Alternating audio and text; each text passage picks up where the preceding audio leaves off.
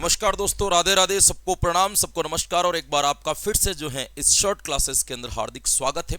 जैसा कि आपको पता है कि हम प्रत्येक 10 मिनट के अंदर एक टॉपिक को क्लियर करने का प्रयास करते हैं। हर 10 मिनट के अंदर एक टॉपिक को समझ रहे हैं। जो स्पेशली सीटेट की तैयारी कर रहे हैं उन बच्चों को समय कम मिलता है, तो उनके लिए जो है इस प्रकार की पेडागोजी की ये सीरीज निकाली गई है। बात करते दोस्तों, आज हम इस सीरीज के अंतर्गत किसकी बात करने वाले दोस्तों, एक महत्वपूर्ण मेथड आता है। उस मेथड का नाम है दोस्तों आगमन विधि। आज अपन बात करने वाले हैं, कौन सी विधि की बात करने वाले हैं दोस्तों, आपके ये मेथड आता है जिसका नाम है आगमन विधि। ध्यान रखिएगा, इस आगमन विधि के बारे में क्या क्या जानकारी हमारे पास में होनी चाहिए। तो आगमन विधि के बारे में एक जानकारी तो हमारे पास में होनी चाहिए कि इसका जनक या प्रवर्तक कौन माना जाता है। तो ध्यान रखना, इसका जनक या प्रवर्तक माना जाता है अरस्तु। कौन सा माना जाता है दोस्तों? अरस्तु माना जाता है। ये आपको क्या रखना है, ध्यान रखना है। अरस्तु ने इस प्रणाली को विकसित किया था। अब होता क्या है इस प्रणाली के अंतर्गत? इस प्रणाली के अंतर्गत होता है कि शिक्षक पहले बालकों के सामने कुछ उदाहरण रखता है। बालक उन उदाहरणों को ध्यान से देखते हैं, उनका निरीक्षण करते हैं और उनको सॉल्व करते करते एक नियम का निर्धारण कर देते हैं। और वो नियम इस रूप में होता है कि जो उदाहरण दिए थे वो कैसे सॉल्व होंगे। तो भविष्य में उससे जुड़े हुए कोई भी एग्जाम्पल आते हैं तो जो बच्चों ने स्ट्रक्चर बनाया था, जो उदाहरण का निर्माण किया था, उसका आधार पर उन सवालों को क्या कर देते हैं दोस्तों, सॉल्व कर देते हैं। तो ध्यान रखिएगा, आगमन विधि की अपन बात करें कि आगमन विधि क्या होती है। तो आगमन विधि के शिक्षण सूत्र की यदि मैं बात करूं तो आपको ध्यान रखना है कि आगमन विधि के शिक्षण सूत्र कैसे चलते हैं। आगमन विधि के शिक्षण सूत्र कैसे चलते हैं? तो ध्यान रखना, आगमन विधि के शिक्षण सूत्र चलते हैं। आपके पहला शिक्षण सूत्र चलता है उदाहरण से नियम की ओर। क्या याद रखोगे?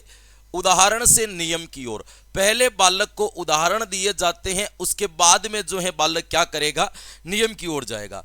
ध्यान रखिएगा, उदाहरण जो होते हैं हमेशा विशिष्ट होते हैं। विशिष्ट का मतलब खास होते हैं, लेकिन नियम जो होते हैं वो हमेशा क्या होते हैं, आपके सामान्य होते हैं। जैसे एक गणित का सूत्र है, वो गणित का सूत्र लगभग सभी सवालों पर सेम बैठेगा, लेकिन गणित के सवाल तो हमेशा क्या होंगे, अलग होंगे। जो सब पे लग रहा है वो सामान्य है, जो हर बार अलग है उसको अपन क्या कहते हैं, विशिष्ट कहते हैं। ये आपको ध्यान रखना है। उदाहरण हमेशा बड़े होते हैं तो उदाहरण को अपन कहते हैं स्थूल। क्या कहते हैं दोस्तों, स्थूल। लेकिन आपको ध्यान रखना है कि सूत्र हमेशा छोटे होते तो इसको अपन क्या कहते हैं, सूक्ष्म। तो ये जो चलता है वो कैसे चलता है दोस्तों, ये आपके स्थूल से सूक्ष्म की ओर चलती है। उदाहरण बच्चों को पहले से ही पता होते हैं, यदि उनको पता नहीं है तो क्या नहीं है, सूत्र। तो इसका मतलब ये विधि कैसे चलती है, ज्ञात से अज्ञात की ओर चलती है। ये इनके क्या कहलाएंगे मेरे दोस्तों, शिक्षण सूत्र कहलाएंगे। आपको याद रखना है। तो आपको पूछ ले कि बताओ आगमन विधि की शिक्षण सूत्र कौन से होते हैं, तो ये दो बातें इसके संदर्भ में आपको क्या रखनी है, याद रखनी है। उसके बाद अपन बात करते हैं दोस्तों कि इसके सोपान या चरण, आगमन विधि काम कैसे करती है। इस आगमन विधि के काम करने के सोपान या चरण कैसे काम करते हैं। तो ध्यान रखना, आगमन विधि का सबसे पहला चरण आता है उदाहरण प्रस्तुत करना। यानी कि शिक्षक जो होगा वो बालकों के सामने सबसे पहले क्या करेगा, उदाहरण को क्या करेगा, ध्यान से लिखेगा, है ना, उदाहरण लिखेगा। जब शिक्षक बालकों के सामने उदाहरण लिख देगा तो फिर बालक उसका क्या करेंगे, निरीक्षण करेंगे। यानी उसको ध्यान से देखेंगे कि इसको कैसे सोल्व कर सकते हैं, या उसको सोल्व करने का क्या करेंगे, प्रयास करेंगे। जब वो उदाहरण सोल्व हो जाएंगे तो बालक क्या करेंगे, एक नियम का निर्धारण कर देंगे कि ये उदाहरण सोल्व जो है इस तरीके से हुआ है। उसको अपन कहते हैं स्ट्रक्चर या नियम का क्या कर देंगे, निर्धारण कर देंगे। फिर आपको ध्यान रखना है, जैसे ही नियम का निर्धारण हो जाएगा तो वो नियम सही है या नहीं है, उसको आइडेंटिफाई करने के लिए, उसको एक बार जो है जज करने के लिए क्या करेंगे, परीक्षण या मूल्यांकन ले लेंगे। एक बार चेक कर लेंगे कि वास्तविकता में जो हमने नियम बनाया है वो नियम सही है या नहीं है। ये आपके आगमन विधि के क्या कहलाते हैं मेरे दोस्तों, तो ध्यान रखना, ये आपके आगमन विधि के सोपान कहलाते हैं। क्लियर?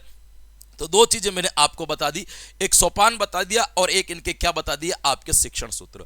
एक आपको यहां पे और इसके बारे में ध्यान रखना है, आगमन विधि के बारे में, जिसको अपन कहते हैं आलोचनाएं। भाई क्या कहते हैं, आलोचनाएं। आलोचना का मतलब गुण और दोष जो होते हैं वो आलोचना कहलाते हैं। तो अपन भले ही अलग अलग लिख देते हैं। मान लीजिए कि मैं इस विधि के क्या लिखना चाहूं दोस्तों, गुण लिखना चाहूं तो आपको ध्यान रखना है कि बालक जब स्वयं करके सीखता है तो उस विधि को माना जाता है सक्रिय विधि। भाई क्या माना जाता है? सक्रिय विधि। तो ध्यान रखना ये एक प्रकार का सक्रिय मेथड है। यदि बालक इसके अंदर सक्रिय है तो इसका मतलब वो एक प्रकार से मनोवैज्ञानिक विधि मानी जाएगी। इसके अंदर जो है ये जो विधि होगी वो कौन सी होगी दोस्तों? मनोवैज्ञानिक विधि कहलाएगी। जिस विधि के अंदर बालक सक्रिय है या बालक एक्टिव है तो इसका मतलब उस विधि को अपन क्या कह सकते हैं दोस्तों? मनोवैज्ञानिक विधि भी कह सकते हैं। इस विधि की क्या खास बात है दोस्तों? इस विधि की खास बात है कि दोस्तों ये विधि करके सीखने पर जोर देती है। किस पर जोर देती है दोस्तों? करके सीखने पर जोर देती है। करके सीखने पर बल, बालक स्वयं करके सीखता है। तो इसका मतलब बालक को यहाँ पे जो अनुभव प्राप्त होते हैं वो कौन से होंगे? तो बालक को यहाँ पे अनुभव जो प्राप्त होते हैं वो भी कौन से होते हैं दोस्तों? प्रत्यक्ष अनुभव होते हैं।